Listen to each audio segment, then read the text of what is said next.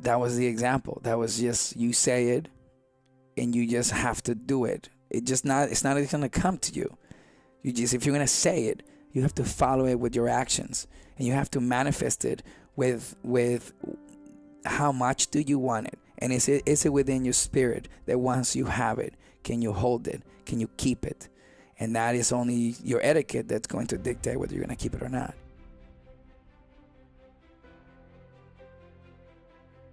Yeah, so what happened is my mother and my father met in Miami, and when they got married there, and they had my sister and I in Miami.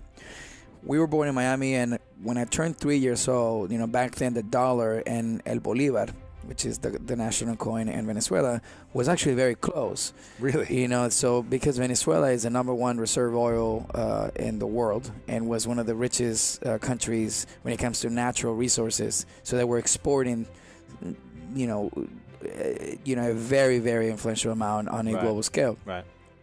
So the agricultural industry was booming because they were exporting, you name it, right?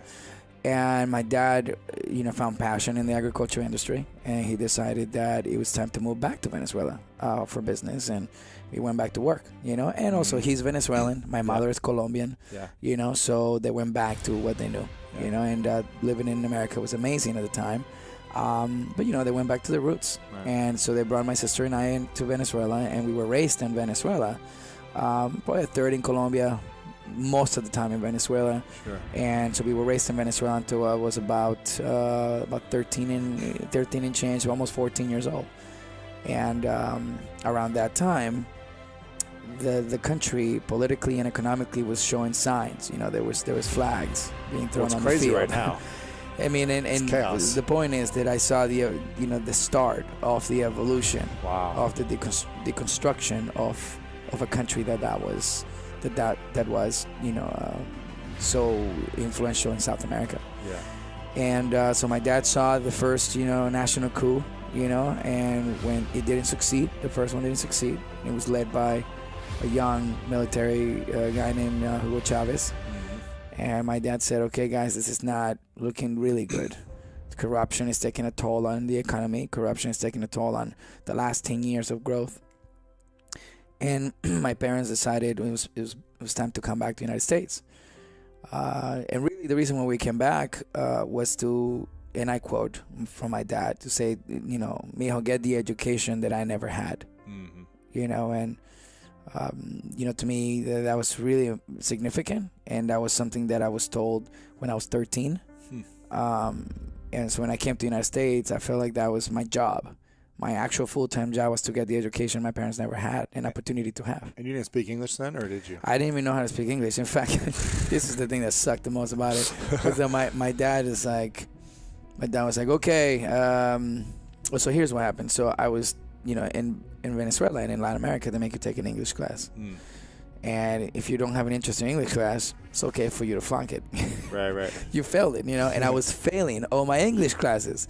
And then my dad literally 1 month tells me, okay, Marilyn, Stephanie, Wilmer, we're moving back to the United States. I go, huh? Because I literally at this point I was always saying to myself, I'm never gonna have to need how to speak English. Like I live in Venezuela, I don't speak Spanish over here. Why would I ever learn how to speak English? I'm never gonna go to America. We'll cut to packing our bags and and having to relocate to the United States and knowing that the first thing I had to do was learn how to speak English and be the first one in my family to speak English. We were in Miami for a couple of weeks, and fairly quickly we realized that there was really not much for us there. My dad had a brother. How many jobs there? I mean, it's, my dad, it just literally, it was not necessarily what my dad wanted for us, We drove cross country, got to know the country on a different level, seeing the American flag everywhere was so eye-opening, It's just, you knew it was a land of the opportunity, And we went all the way to Los Angeles, and when we got to Los Angeles... Why LA? Well, my dad had a brother here. Okay. One of his brothers had a little rental car place, close to LAX. Yeah. And he said, you know, come out here, stay with us, you know, for, you know, a couple weeks, 6 weeks or whatever, so while you get it together and get a job and do your thing. My dad said, okay, perfect. And we landed in Los Angeles. Well, we drove into Los Angeles, and we went to stay with my uncle and his wife and a couple of my cousins. And, you know, the point was that my dad had sold everything he had in Venezuela so we can have enough capital to establish a life out here without having to really struggle with it. Right. And being at my uncle's house for a couple of weeks, you know, maybe like 2-3 months or something, was going to help him really slowly really get the right house and those different things, and help him get enough of a job so he can have at least a month of income, you know. Well, weekend, that really went south. Right. It was not going to work. You know, my mom and my uncle's wife just did not get along. And there was something terrible and really bad that happened between them, and we were just like, okay, we should move out, you know. And really what happened was, you know, if I can be just super open and raw about it, you know, my parents were helping with the groceries too, you know. So, you know, I went to open the refrigerator. It was so stupid. It was so silly. But I opened the refrigerator and I got a popsicle. And my uncle's wife grabbed the popsicle off my hand, put it back in, and said, that's not for you. And my mom just lost her mind. Like, lost her mind. I've never seen my mom black out, you know. And we're calling my dad and my uncle and like, hey, at the time, we're like 13 years old, 14 years old. We're like, what do we do? Right. And, you know, my parents came and he was like, you know, we have to figure it out. So we got into a hotel, you know, and during that hotel stay, you know, my dad was, you know, obviously burning some cash to try to keep us going, you know, and then eventually we got this little tiny house in Van Nuys, you know, in Van Nuys, California, and got a house. It was like a 2-bedroom little house where the living room and the kitchen and the dining room was all in one space, you know, and we had a nice tiny little backyard. And my sister and I share one room, and my younger sister was sleeping in the same room with my parents. So, and that was the beginning. That was how we just kind of got, you know, got established.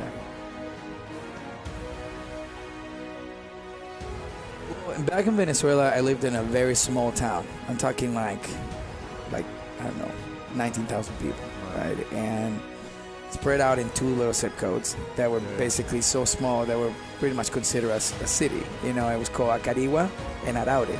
So when people talked about the Estado Portugueses, you know, Acarigua and Araure, they'd be like, where are you from? They'd be like, Acarigua, Araure, you know, because it was this small little town. Went to school there, but they only have one movie theater all year round, and they have one movie theater, and they only play one movie all year round. One movie? And for the whole year? Yeah, and it was RoboCop. Wow. And I would watch RoboCop in English? back to in English. And they had the subtitles. Sure. But I would watch RoboCop, and ever since I started watching RoboCop, I'm like, oh, this is so cool. That's so fun, you know, and I was a huge fan of the bad guy in it. And that's relevant because I'll come full circle to it, you know. But there was nothing to do, so performing arts is something that's big in Latin America, you know, and in Venezuela it's also even more serious, you know. So I enrolled into these classes, and I started doing singing, dancing, and acting, and I started doing a lot of theater. And but I was doing it since I was 6 years old. Wow. So when I came to the United States, I felt like the one thing that was gonna improve my speaking skills and was gonna force me to read and force me to speak out loud and, like, you know, and kind of break out of that shell was to go back to theater. Really? So I went back to theater, not even really knowing how to speak English. And I think my first character was playing the Beast and Beauty and the Beast in junior high. And here's why that's really funny. It's because I didn't have any lines. So he was like, ah. I basically, my teacher would literally recite the Beast's lines off stage, and I would just mime as if I was speaking. Perfect. So it was the easiest job, but the funnest too. I'm like the Beast, you know, I'm the Beast and Beauty and the Beast, and you know, in the whole time, I'm like, someone is speaking for me off camera, and I'm just off stage, pretending that, like, you know, I'm the one saying it. But that was my first acting thing. That's funny. Because I really didn't know how to speak English, but I wanted to be in theater. Right. And the teacher was kind enough to let me in there. Not knowing I couldn't even read a script. Right. That's cool. So you got back into it pretty much right away. And being in LA, it was probably like different opportunities here to do that. Yeah. I mean, I think mostly what happened was, for me, was, you know, it was just, the more I did theater, the better my English became. Right. And the faster I learned how to communicate. And then fairly quickly I realized that knowing how to speak English was the only weapon I needed in order to go out there and defend myself and conquer, right? As soon as, like, English was part of my utility belt, I knew that absolutely anything can happen now. Because if I could learn how to speak a crazy language like this at 14, 15 years old, I'm going to be unstoppable, you know? And that's kind of what happened, you know? I mean, did a lot of theater, and then at some point the teacher said to me, you know, hey, you know, you're pretty funny. You should give it a try, you know? And I said, well, maybe I should give it a try, because I don't even know how to start, you know? So she told me, doing a couple of commercials here and there, you know, you make some money and stuff. And I sold it to my dad as, like, Dad, I have good grades, so if I keep continuing my good grades, can you take me to some auditions? Yeah. And my dad said, mijo, you, my dad always sounded like he was drunk. Like, if you want to do it, it's okay, but ace. That's all he wanted. Ace. I was like, okay, Dad. So I was kind of a pretty good student. That's good. But yeah, so that's kind of how I started. I think it was my theater experience in high school that made me feel like I can get used to this. Like, I'm having a lot of fun. Maybe I should do more theater. Yeah. I knew this. I wasn't thinking I was going to be in the commercials and the movies and TVs. Like, my ambition was to just kind of continue to do theater, because I was, you know, I wanted to be a pilot for the Air Force, you know. And if not, I wanted to be a psychologist. You know, I just wanted to, like, study minds and help people and all that. Wow. And then, you know, they said to me, the teacher said to me, hey, listen, you know, I think you should go out and audition and stuff, you know. And I had met this drama teacher outside of my high school named Celeste Boy. And Celeste, honestly, is the reason why I confidently said, I'm going to be the best at this. I'm going to be the best at anything I do will be remembered. Like, she was the one that kind of groomed me. And she said, hey, I want to teach you, I want to bring you to my acting class on Wednesdays.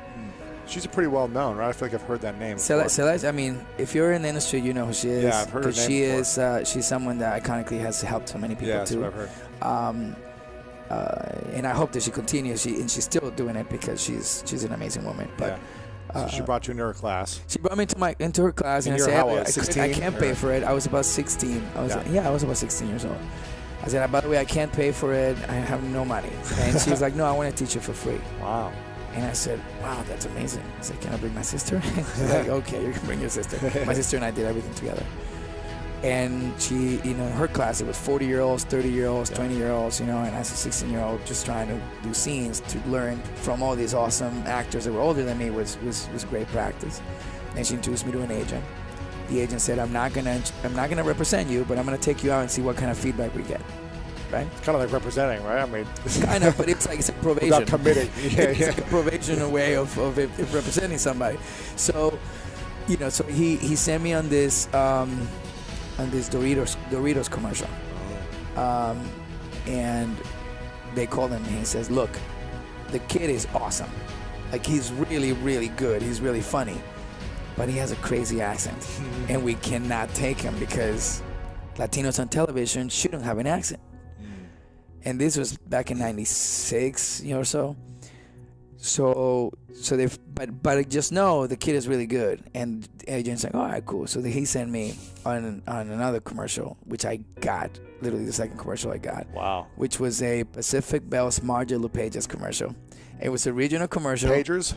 pages, like Pages, the yellow gotcha, pages. Gotcha. So it was the Pacific Bell Smart Yellow Pages, and it was original. It was for California, and it was in Spanish. Perfect.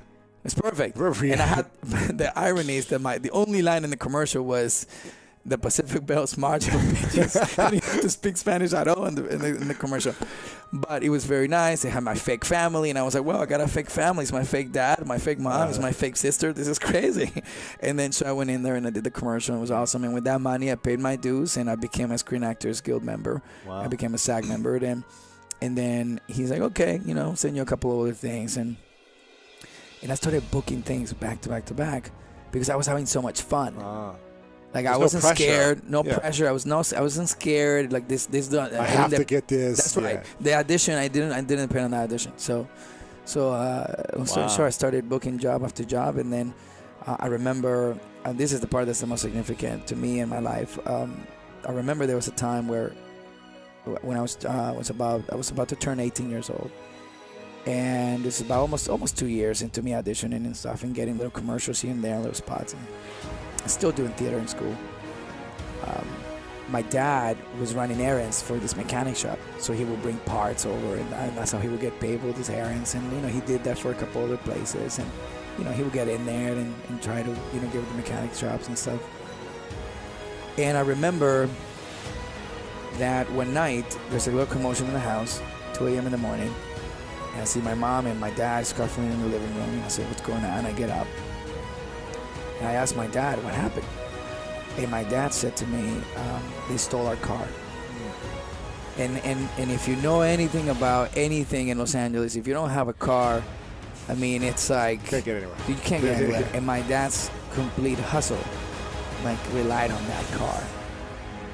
And my dad is really worried. My mom is crying. And I just, at 15 years old, I looked at my dad, 15, 16 years old, so... I looked at my dad and I said, Dad, don't worry, because, I'm going to be this famous actor, and I'm going to be a famous actor, and I'm going to produce, I'm going to direct, and I'm going to have these companies, I'm going to have restaurants, and I'm going to have all these businesses, and we're never going to have to worry about this, and I'm going to buy us a house. And my dad looked at me and he said, okay, mijo, you can do that. And it was, to me, it felt like he gave me permission to do it. Wow. When he said you can do that, I felt like in that moment, I felt like my dad has said, go ahead, you can do that. While I figure out this car situation, you go ahead and become what you want to become. Wow. So I went the next day, I went to school, and we walked to school the next day. And I got to school, and I hit the books extra harder. And every time I got on stage, I was performing louder than anybody else, and I would eat everyone's meal. And I was like, this is mine.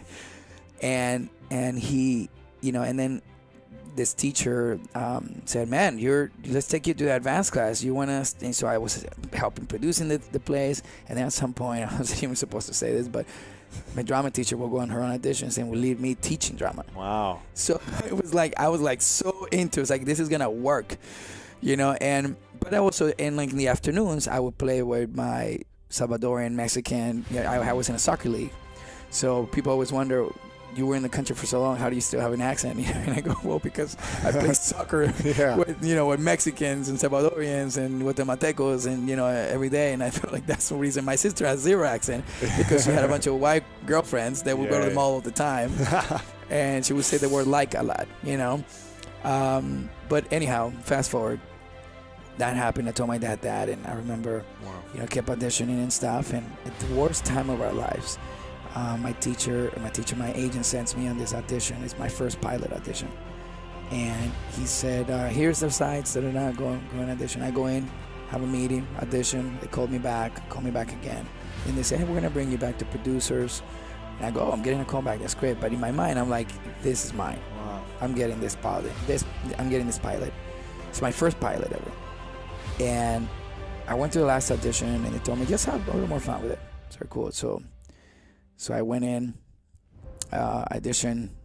First of all, they bring you a contract. When you go to network auditions, they bring you a contract, and they go, hey, listen, you were gonna make, I think, $15,000 for the pilot, and if it goes to series, you're gonna make $10,000 per episode. And that's a lot of money back then. are you kidding me? I was like, 17-year-old. You're like, that was like more money that we made in the year. Yeah. So I looked to my dad and I said, Dad, could you imagine if I get this? Could you imagine if I get this right now? Like, even if it doesn't go to series, it's gonna really help us, you know. And my dad said to me, without missing a beat, he said to me, Mijo, if you get it, very good. If you don't get it, very good. And I said, okay, very good. And I walked in and I just auditioned, stress-free, because I knew if I got it, awesome. If I didn't get it, awesome too. We're back to the drawing board, you know. I go home. My agent calls me and says, hey, good news. They want you to come back tomorrow. And I told my dad, hey, Dad, and everyone's on the phone, like, listening. I said, hey, Dad, we got to call back. We're really close. And then the agent says, they want you to come back tomorrow, and the day after that, and the day after that, and the day after that, and the day after that. And everyone's like crying and going crazy. And we're like, Jesus Christ, what just happened? Lord, thank you so much.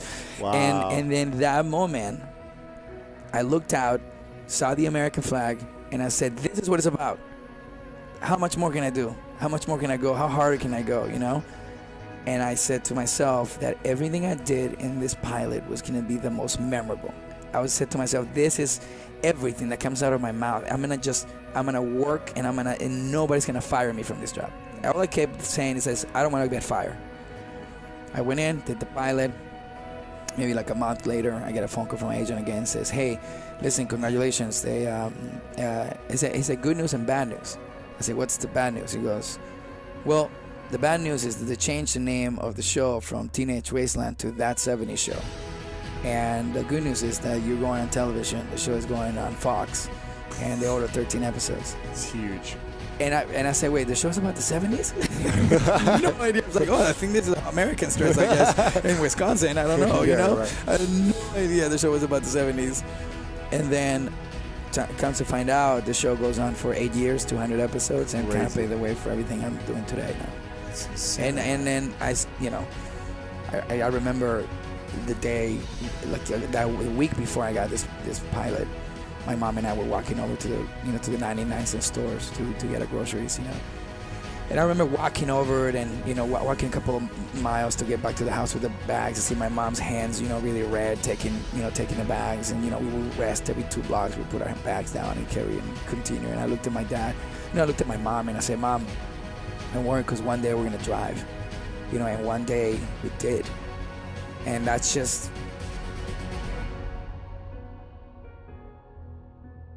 that was the example. That was just, you say it, and you just have to do it. It's not gonna come to you. If you're gonna say it, you have to follow it with your actions, and you have to manifest it with how much do you want it, and is it within your spirit that once you have it, can you hold it? Can you keep it? And that is only your etiquette that's going to dictate whether you're gonna keep it or not.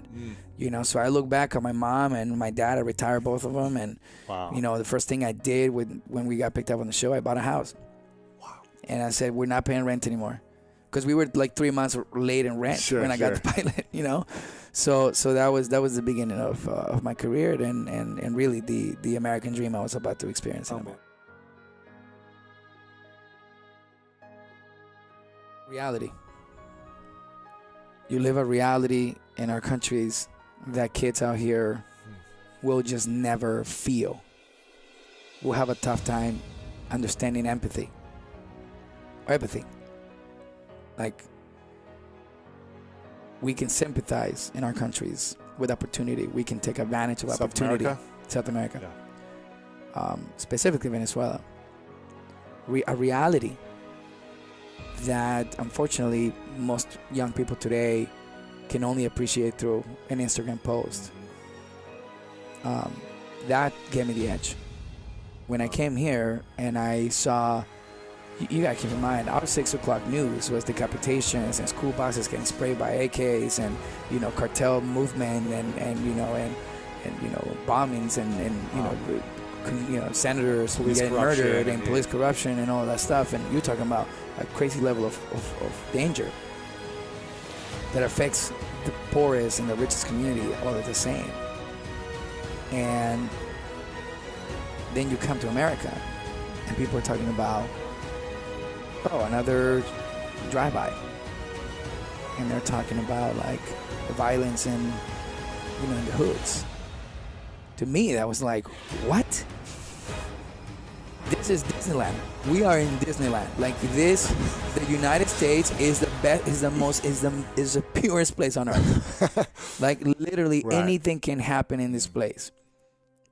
You have an environment. You can literally choose the environment you want to be in. Right. You can get out of the hood and be somewhere else. And That's safe. correct. That's correct. Well, it didn't happen in Venezuela or where No. you were. It was you like moved 3 blocks away, same thing as you block 8 blocks away, or if you go to a different state. Yeah. So I think the edge for us was that is also appreciating the best and worst of your country, and then coming over here and appreciating the best and worst of the United States. Yeah. You know, and I think. What do you mean we're not perfect here? Exactly, exactly. No, but I think, and to elaborate a little bit more on what I mean by that is that if you can really keep your eyes open, and if you can listen to your atmosphere, and if you could pay attention to what's happening in the world, you can be invincible. Especially if you live in this country. Yeah. You can absolutely achieve anything. Like, I just gave you a glimpse at you know, the first 10 years of my life and literally the first 4 years of my life in this country. And in that glimpse of it, if it doesn't tell you that, like, you have zero excuse, you know, I don't know what else can, you know.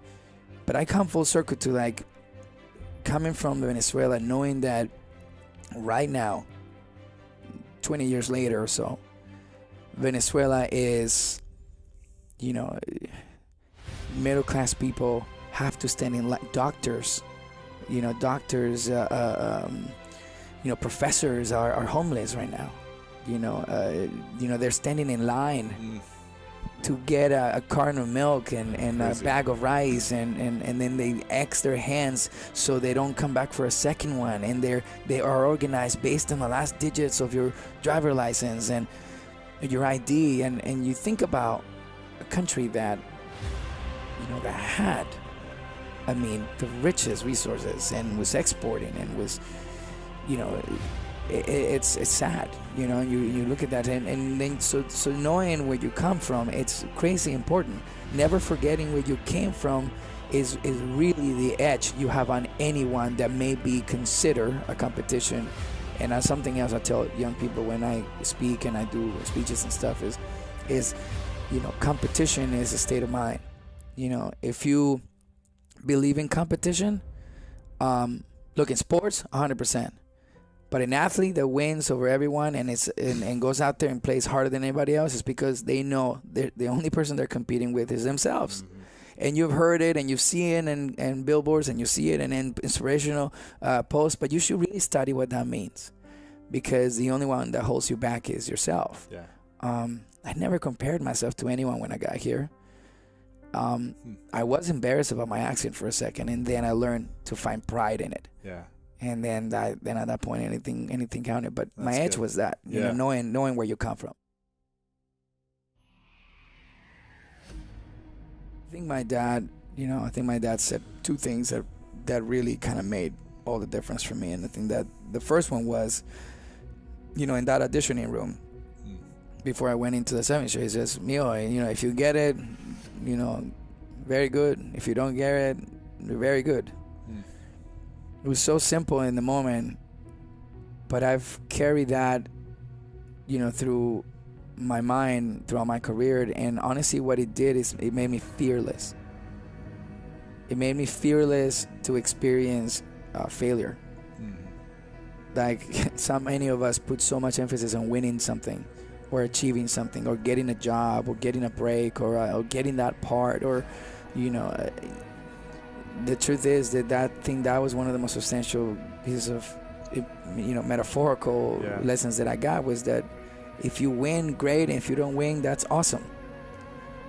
You walk away with something anyways, and that's a success. It's a version of success, and I think that's what really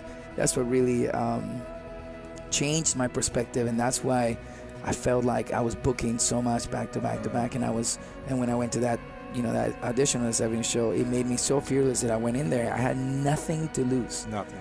Yeah. And then when I walked away, gaining everything.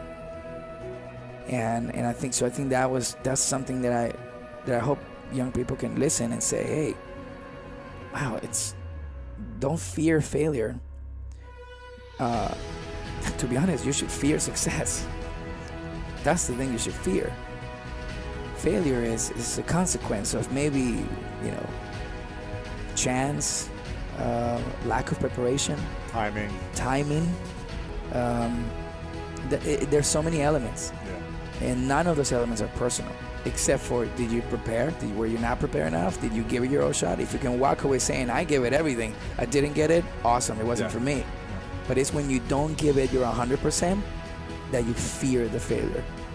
That's a fact, especially in my line of work, especially if you're an actor, if you're a musician. If you go on stage and you do a showcase, if you're doing theater, if you're doing your first commercial, whatever, you get fired, you say they let you go, they give you less lines or whatever, there may be preparation, but if it's not, it's also not personal.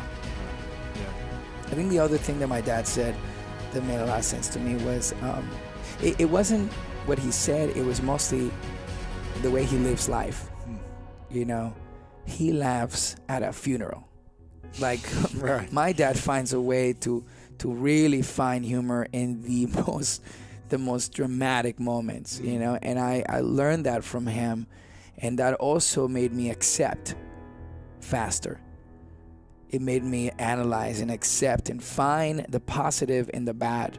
So seeing my dad have a great sense of humor, like even when they stole the car, my dad, we're really stressed, and then like an hour later he goes, okay, we're gonna have to buy new shoes, so and that's like that kind of mentality is what made me feel like, oh, okay, well, I can accept life and its punches and its hurdles and its disasters. And it's a state of mind, right? So so I always tell people, and tell me what you think about this, but I always tell people, and I'm curious to see what you think about this, but I always tell people, and people in relationships and in friendships, and sometimes they have fallouts and people are they hurt each other's feelings in relationships and all that stuff, and they dwell on the things that were done, and they stress and they make things really complicated. And I always think that things are going to be as complicated as you want them to be.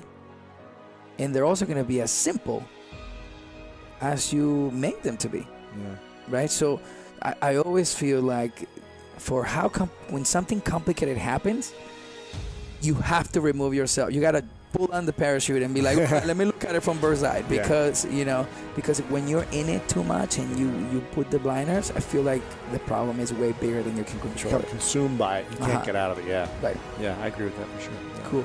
Well, I'm glad you agree with that. But that was No, I believe in that too. Yeah. But it's going to be as complicated as you want it to be, and it's going to be as simple as you want it to be. It's all perspective. To get down from there. Because I got hurt every time. Get down from that tree. From there. Get down every time. Because she knew I was gonna get hurt. That's funny. And this is why I think it's one of the best words of advice I've ever gotten. It's because there are certain things you're pushing. There's certain things you just know you're trying to get away with.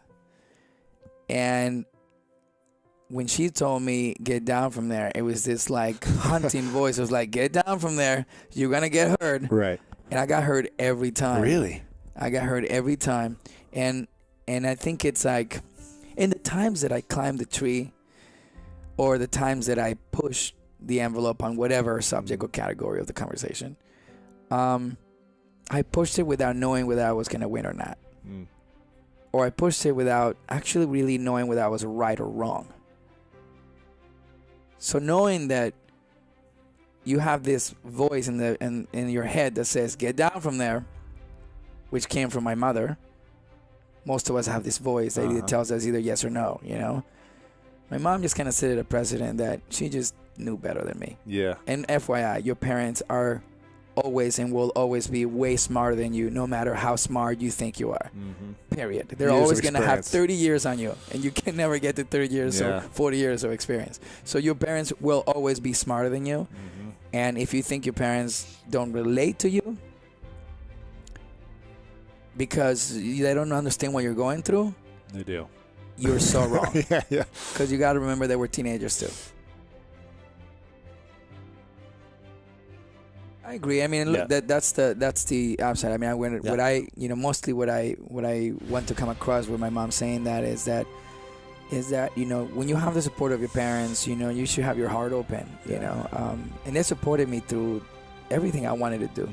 They never limited me. They never told me I couldn't do it. But there is families, man. There are, and I tell you, it happened in my family. I had family members. I had uncles who were telling my dad, "What is your kid doing? He's wasting his life. My kid is honors in mathematics." Right. My mom was like, "Well, what is he going to do with that?" Yeah, exactly. And I had certain aunts from my mom's side that will be like, "My kid just graduated with honors in something, something, something," and my mom will be like, "Oh, well, he just did another play, and yeah, he was very funny." And but my parents, were pretty cool with that. But you have to be aware that even sometimes your family will be the problem. But you have to believe in yourself, in order for you to identify that moment too. I was very lucky because the cast of that 70s show, Ashton Kutcher, Topher Grace, Danny Masterson, Laura Prepon, Mila Kunis, Kurtwood Smith, Deborah Jo Rupp, and the creators of the show, Bonnie and Terry Turner and Mark Brazil, and the producers, Tom Warner and Marcy Carsey, and Peter Roth, the president of Fox at the time. They were great role models, and they gave us really early advice that really kind of helped us stay grounded, but there was a window of my life where I thought I had to do certain things because those certain things were what defined an actor in success. Like what? Like going out a little too much, partying.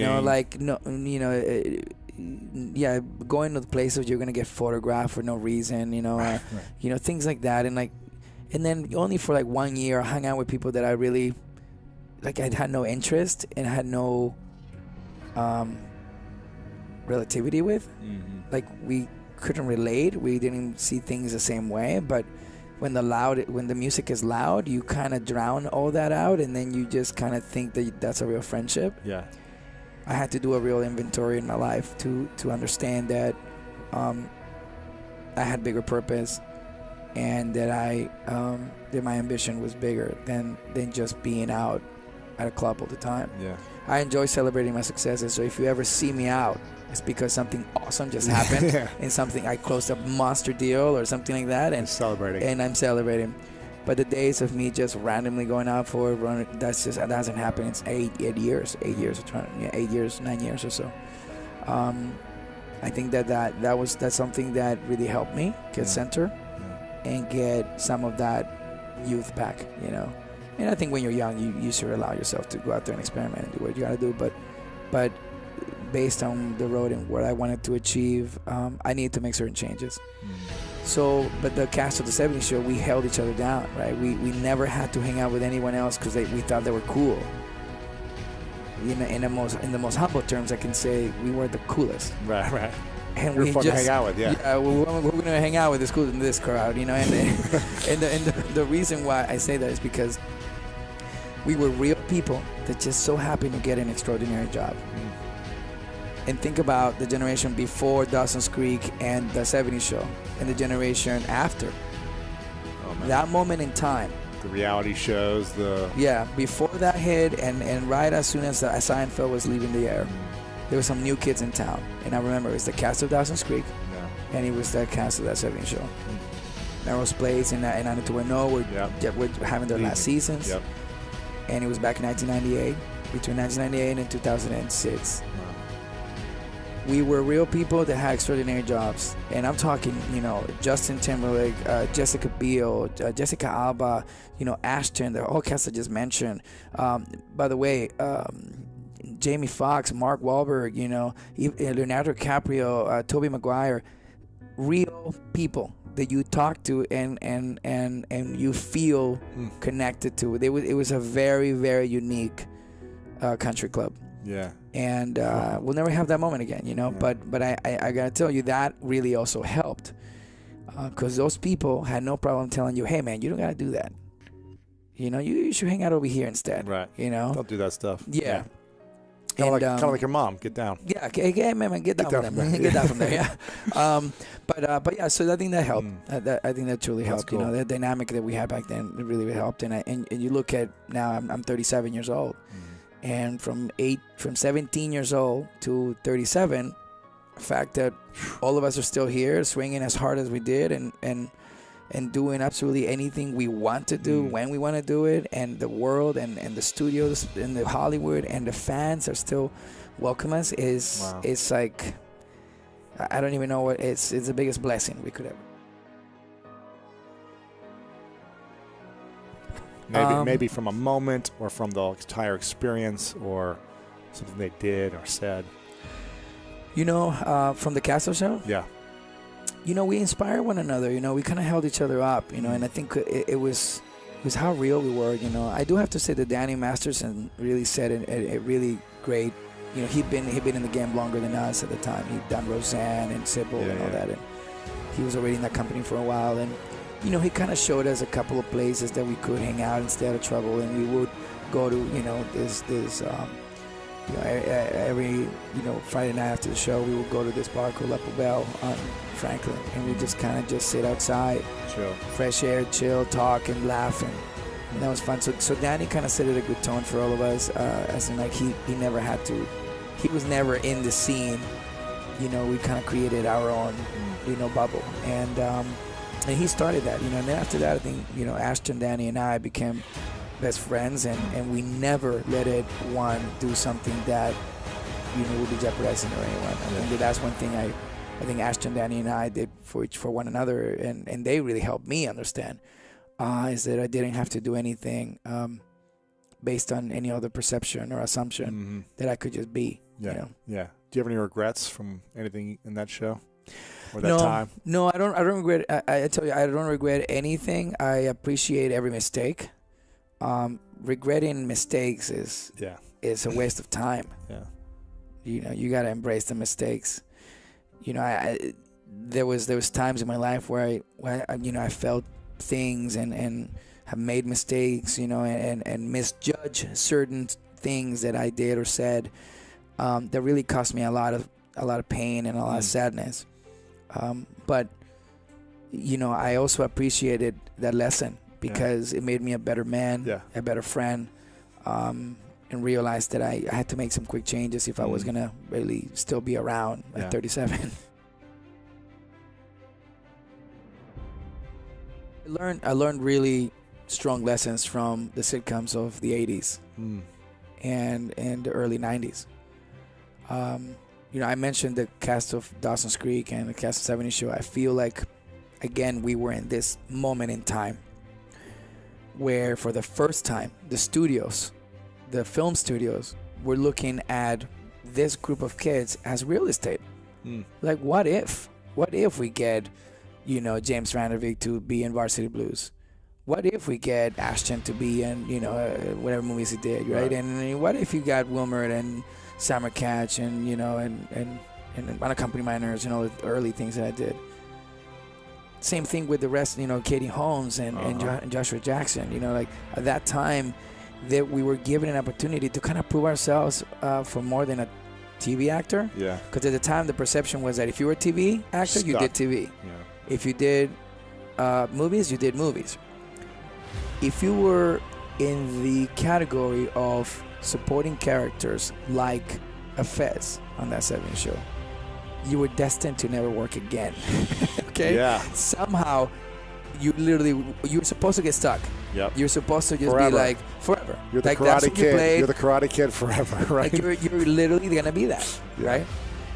But I think that I thank I thank Shani Rosens, why I go over at UTA, and my whole team, my management team at the time too. Shani and Nancy Gates and Tracy Jacobs at the time, and they saw me for so much more, and they saw me for so much more than I really believed in myself, but they had to teach me to believe that I could be everything else I wanted to be, right? Producer. Yeah. Director. Yes. Whatever, entrepreneur. Yes. Whatever. You can do singer, anything. dancer, anything. Everything. Yeah. Everything. If I had the talent, then we should be using it. Mm-hmm.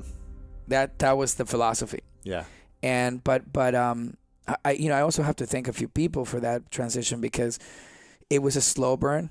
We were still on the 70s show when I was going out and doing, did Summer Catch with Freddie Prinze Jr. and Matthew Lillard, and then I went and did Party Monster with Randy and Fenton over at World of Wonder, and that was my first, crazy dark underground movie. That was a Sundance darling who's opened, Pride Festival, and it was the life of Michael Alec in New York City, and and I got to perform with Seth Green and Macaulay Culkin's return film, and Marilyn Manson and Dylan McDermott and Chloe Sevigny, and to be given an opportunity to do a movie that was so raw and and it became such a cult, that was really important to me. So I started doing things that would show the industry, not so much like the masses, right? Like, unfortunately, the masses only see me maybe in Summer Catch, and maybe 70s Show, maybe Unaccompanied Minors, perhaps, because that was a big studio movie too. But in the industry, everyone's seeing it. Right. So the industry was seeing Party Monster. They were seeing, and Fast Food Nation. Fast Food Nation was one of the biggest moments in my career. Even though the documentary? What am I thinking? No, of? the film by Richard Linklater. I'm thinking Super Size Me. Yeah, you're thinking Super Size Me. Yes. Yeah. So back in 2004, I was 24 years old. I have a meeting with Richard Linklater, and Richard Linklater is doing a movie by the book, from Eric Schlosser, Fast Food Nation, and it's gonna be like the traffic of activism. Right. And he's putting together a ridiculous cast, and I was privileged to meet with him and tell him, hey, I'm an immigrant, I can relate to the story, I really know what it is, coming to America, taking jobs and doing whatever. That movie took me to Cannes Film Festival, standing next to Ethan Hawke and Greg Kinnear and Patricia Arquette and Bruce Willis, and he looked at us as an actor. My entire role was in Spanish. I played an undocumented worker that crosses the border with his families and takes a job at a slaughterhouse. Wow. And then Richard Linklater and Eric Schlosser said, hey, some young people are listening and people are giving some attention right now. You have an opportunity to say things that matter. And I was like, me? Actors are not supposed to get involved in politics. He goes, yeah, but politics are human issues. And that's what changed everything for me. So in 2005, I go in front of Congress and talk about, immigrant workers and all that, because Richard Linklater and Eric Schlosser were the ones who mentored me to do that. And that's when I became an activist back in 2005.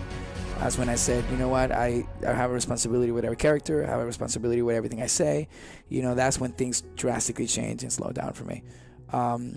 Slow down in terms of the acting world, or in terms of? No, I slowed down in life. Oh, I was going around, all the time. Yeah. Like not even the party. Like, I was just trying to do everything, And I was like, whoa, let's be more strategic about this, And but it was thanks to my agency at the time and all that we had a great partnership. Yeah. Shani is my queen. She's everything. Shani Rosenzweig is the best, and she was the one that was like, take your time, take a deep breath, and that moment in time was defining for my transition, And every character I did during the time of the 70s show in the movies was telling the industry, oh, wait a minute, he's not Fez. He's not Fez. He's not Fez. Whoa, I didn't think you could do an entire character in Spanish. Well, he's playing a gangster in the Spike Lee thing. Or right. So all these things are happening where the industry took notice that at any minute now I could have a character in any of these things, And so it really opened the doors.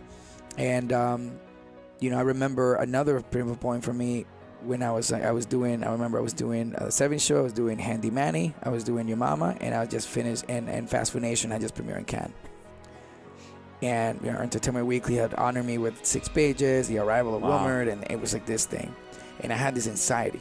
How much? Wait, we got to do something. What is the next thing? What's the next thing? We got to do the next thing. The next thing. And my agents kind of slow me down. He goes, that's a lot. 6 things or whatever, yeah. Yeah, you only have 7 days, and I was doing 7 days. So during the weekdays, I would rehearse 70 show. In the afternoons, I would do Handy Manny. True. And on the weekends, I would shoot Your Mama on NTV. And then on my weeks off, I would shoot Fast Food Nation. Wow. And or another movie. So literally, I was addicted to how much more can I do, and it was consuming me. And I was sick every 3 weeks, and I was, I had bags under my eyes, and I still found time to actually go out and meet my friends and drink a little, Yeah, yeah. And I wasn't really balanced in the approach, Yeah. So Tracy Jacobs and Cheney Ross, his wife, said, hey, we need you to meet somebody. I go, ooh, okay, where are you going? They take me over to the Disney Studios, and we walk in to this big soundstage. And I just reminded this actor I'm going to mention of this story. But walk into this soundstage, and there's this huge ship. And I go, whoa, where are we? We walk out, there's pirates everywhere. I go, wait a minute, where are we? So Tracy represents Johnny Depp, and she wanted me to meet with Johnny. Never met in my life. Pirates everywhere. I am a fanatic of Johnny Depp. Really? Because I relate to him and how fearless we are when it comes to creating characters, right? Like, I'll create something that's so far removed from who I am, and people are like, who's this guy, right? And he's perfected that, and he's a pioneer of that. Yeah, yeah. So we go into his trailer, and we sit down, and he's playing a little music. Is he in and full character or he's no? in full Black Jack Sparrow. Okay? Does he speak like a normal human or like Jack Sparrow? No, he's speaking like a human, like, but he still has the lingo. Yeah. So Wilmer, come on, welcome. How was it, my friend? And so we're talking, and she just wanted us to kind of meet. She goes, I think you guys should, you could talk. You have some things in common, and. Yeah. He shared some of the struggles in his early career, how people only wanted to see him as certain things, but he wanted to be Scissorhands, and I started talking to him about, other things like, well, here's what I'm doing. I'm doing this and the animated and the Your Mama on TV and this and whatever, blah. But I feel like, what's the next thing? Like, I got to get the next thing. And I just get this anxiety that I feel like, I feel like I'm having a moment right now, and like we're gathering heat. I feel like we got to keep fueling the fire and keep the steam going, and so the train keeps going fast, and I'm talking like this. And he's smiling, and he looks at Tracy, and then he smiles back, and he goes, Wilmer, let me ask you a simple question. I go, okay. He goes, what's the hurry? Wait. What? What's the hurry? Why are you in such a hurry? And it changed everything in me, because I knew exactly what he was telling me. Because life is a marathon. If you make it a spring, you may not make it. And then I realized I just need to take my time. And because of that advice, I'm a 37 years old, still swinging. You're not dead. I'm not dead. And then he asked me, what kind of actor do you want to be? Whoa. Nobody's asked me that before. Do you want to do everything? Or do you want to do every character you want to do? If you want to do every character you want to do, then you want to say no to everything you don't want to do. Because if you're in this hurry, you're going to do things you don't want to do. And it just like... That's powerful. It was the recipe. It was a recipe for the like-minded who can believe in themselves and who could take a deep breath and say, it's going to happen when it happens. And when it happens, I'm going to love that moment. Yeah. And that's how it happened. And that's one of the things that really, really changed my life. It was, what was the hurry? If you make it a sprint, you're not going to make a marathon. And what kind of actor do I want to be? How do I want to be remembered? Really, I asked myself. And, Fast Food Nation was exactly what I wanted to be remembered for. What he stand for, what he said, who he defended, who I played, the person, the real human being I played in Fast Food Nation is who I wanted to pay respects and honored in every character I did after that. And if it was entertaining, it was like I play a villain, then I was like, it has to be the most awesome villain that you want to be, you know. And then after that, I was able to take a big break, and I took about a 6-year break from television. Wow.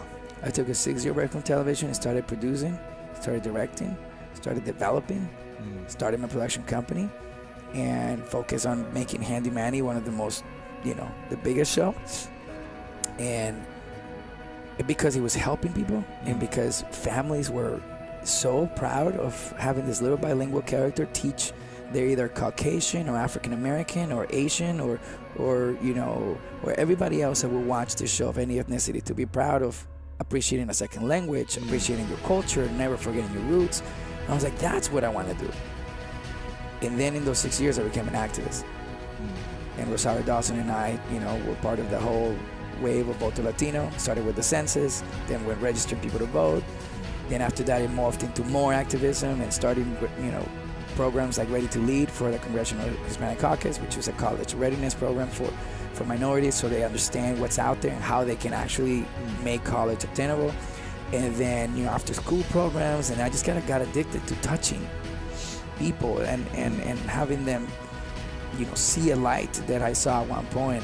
And then eventually from then on, you know, I somehow started working with President Obama on immigration reform. And working with him was one of the proudest moments of my life, you know. And then from then on, you know, we went on to create other things. And today, we, you know, America Ferrera and I created Harness, Harness.space. You know, you can go check it out. And it's really an organization that kind of puts together all the community leaders and the movements of the human rights, and having them not only commute with one another, but share each other's strengths and weaknesses, and then have a second category of people that have certain resources, whether it's filmmaking or funding or you know, certain ideas or tech or marketing, to leverage that and have them all be in the same room and help one another move the needle when it comes to defending what the country should be about. Yeah. And Harness is something that's one of my proudest, you know, things that I co-founded as well. But in those 6 years, I became fearless to defend my family, my Latino family. My parents were immigrants, and said that I came from an immigrant family who came fearlessly to America and built things. And then, you know, from then on, in those same years, I went and traveled. I went to Iraq, Afghanistan, Germany, you know, Greenland, you know, South Korea, visiting the troops, and, you know, and really getting to know the men and women who fight for our freedom and for the flag that we celebrate, and the American dream that we all live. And in that moment, since that moment when I met, you know, Johnny, and then getting those words of advice from my agents, and remembering what my dad's told me, my parents told me, in that window, I perfected the man I wanted to be. Wow. And became exactly who I am right now, and who won't change but only learns.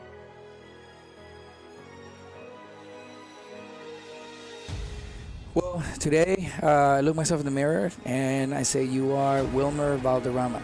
And you know, what does that mean to you, Wilmer?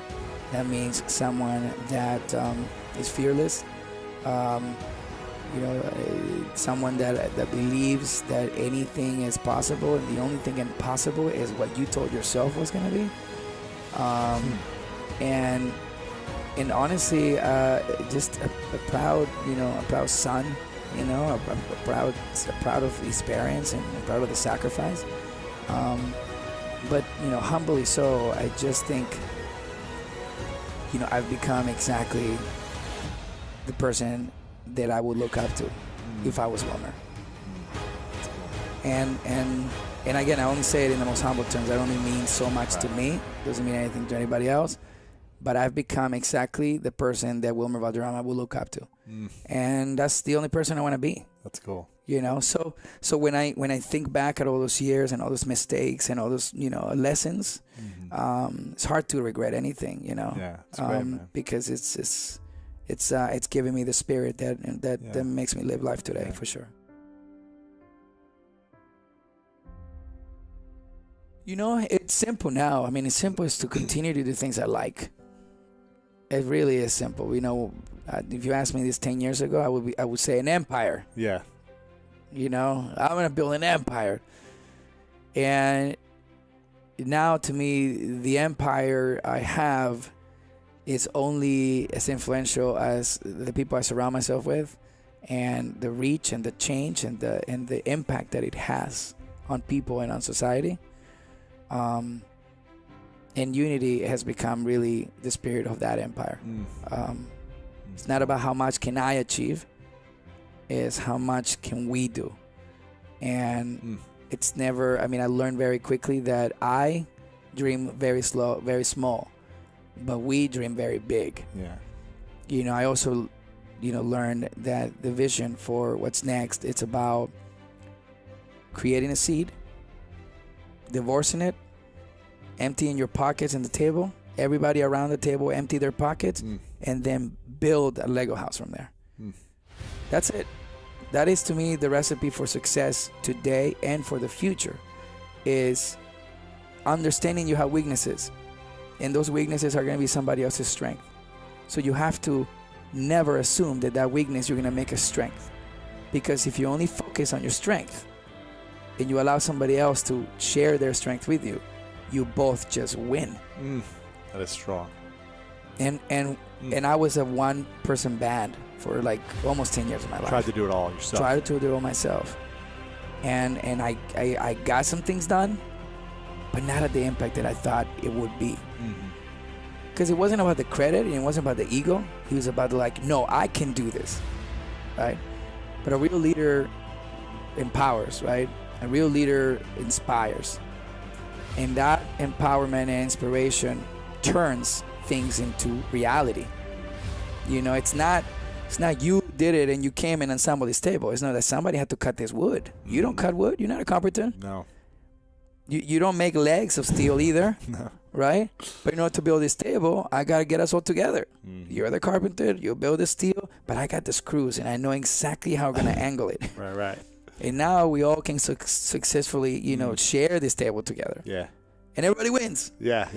So I think that's my vision, is to continue to share the success that I build with the people that I respect and love so much, that I happen to be sharing my everyday with right now, and having a heart open to welcome everybody else to say, hey man, what else can we build together?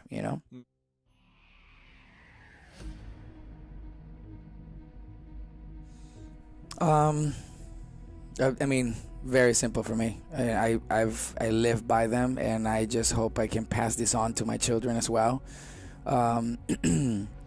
Number one is what my dad said to me. I think it's, if you win, great. If you didn't, awesome, right? Number two, I think that never live life with the anxiety that you're not going to achieve, right? So what's the hurry, right? Take your time in building a foundation that's not going to be broken, right? Yeah. Take your time. I think that's number two. Take your time and enjoy the time, right? Take your time and enjoy that time. It's a moment what we have, right? The last one is something that Robin Williams, I had the privilege of asking him for advice. Robin Williams said to me, he came to the Set of 70 show visiting Kurtwood Smith because they've done Dead Poets Society. And I said, at like 19 years old, I said, hey, Mr. Williams. He goes, call me Robin. And he was already on, I said, okay, Robin, a word of advice for a young buck like me, man. If I look up to all your comedy and all that stuff. And he said to me, okay, word of advice. He gave me two, but I'm going to give you the one that I want on that list, right? So he said, always remember and never forget that it's supposed to be fun. And that set the tone for the guideline. If it wasn't fun, I was doing something wrong. Yeah. If it wasn't fun, I wasn't prepared enough. If it wasn't fun, probably at the wrong place. Shouldn't be here. But everything is supposed to be fun. I apply it to my acting. If I'm not enjoying this character, I'm not doing something right, or this is not right. I'm not at the right place where I'm supposed to be. So I would say those are the three things. The last one to me is one of the most important ones, because we forget to have fun when we work for our goals.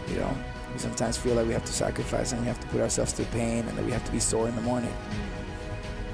But you have to understand that you have time.